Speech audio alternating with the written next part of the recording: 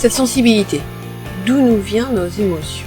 Cette sensibilité nous vient peut-être de nos parents ou encore de notre code génétique, auquel cas nous ne pouvons rien y changer.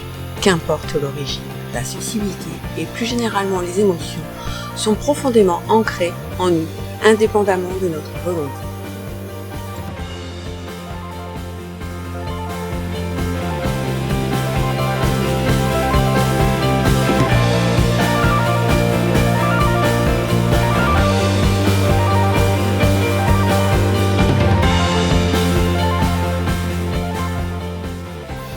Parlons donc de cette fameuse sensibilité, tant physique qu'émotionnelle, les deux n'étant pas toujours en harmonie. En réalité, certaines personnes sont sensibles de nature, mais parfaitement résistantes au stress physique, tandis que d'autres ont un cœur de pierre, mais craquent totalement lorsqu'elles sont confrontées au moindre problème du quotidien.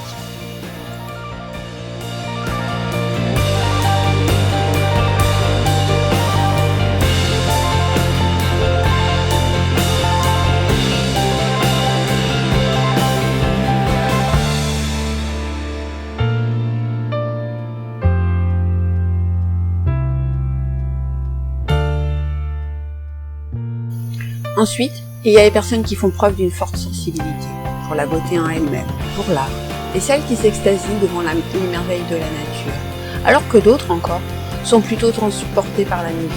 La sensibilité et les émotions font appel à des constructions mentales extrêmement personnelles.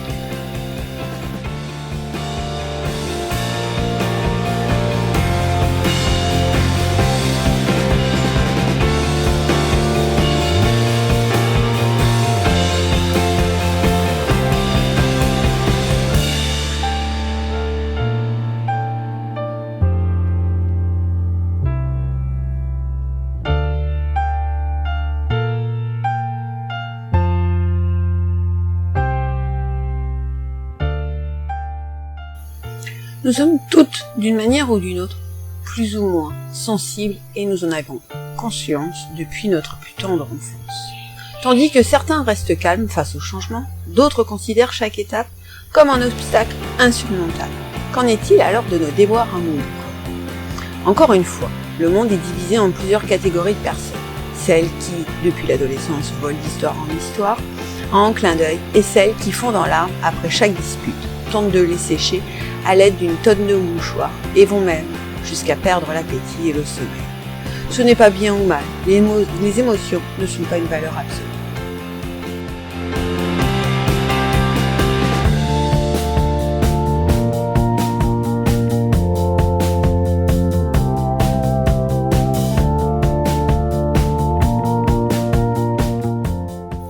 Sans parler de toute la gamme d'émotions qui nous transportent au cinéma ou devant la télévision, tandis que certaines se montrent impassibles devant un film dramatique, d'autres pleurent, et on a tendance à dire que cela concerne davantage ou même exclusivement les femmes.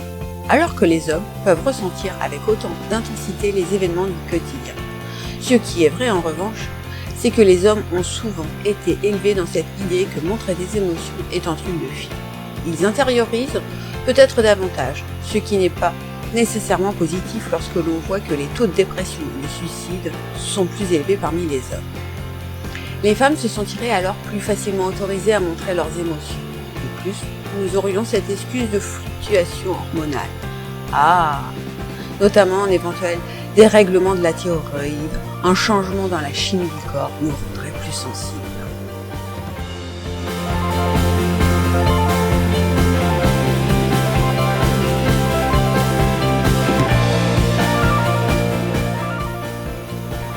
Pour contrôler ces émotions et cette sensibilité qui est supposée régir notre vie de tous les jours, le plus efficace est encore d'apprendre à relativiser les choses.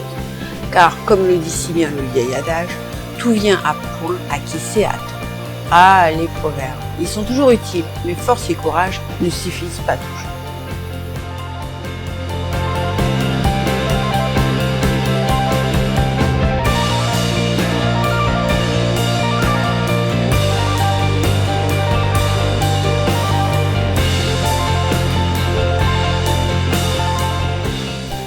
Lorsqu'on se sent à fleur de peau, soumis à ses émotions, submergé, on peut demander de l'aide. Il n'y a pas de honte à cela. Se tourner vers des amis et des parents pour discuter ce qui nous chagrine Et même lorsque cela est nécessaire, n'ayons pas peur de se consulter un spécialiste.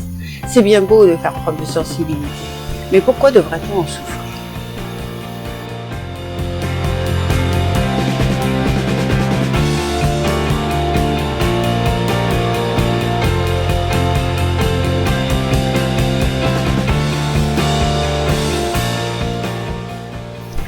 Les épreuves font partie de l'existence. Moments de désarroi, de souffrance, elles demandent à être reconnues comme telles. Traverser une crise de couple, affronter le chômage et son cortège de désarroi fermer les yeux, ou accueillir l'annonce d'une maladie, au moindre équilibre rompu, nous entrons dans l'angoisse du basculement, de la rupture définitive. Mais nous portons en nous toutes les ressources, toute la force de vie nécessaire pour surmonter ces difficultés. En mettant des mots dessus, en acceptant que nous puissions être aidés, en recherchant des solutions, seuls ou avec d'autres, nous pouvons entrevoir des dénouements et en sortir plus riches.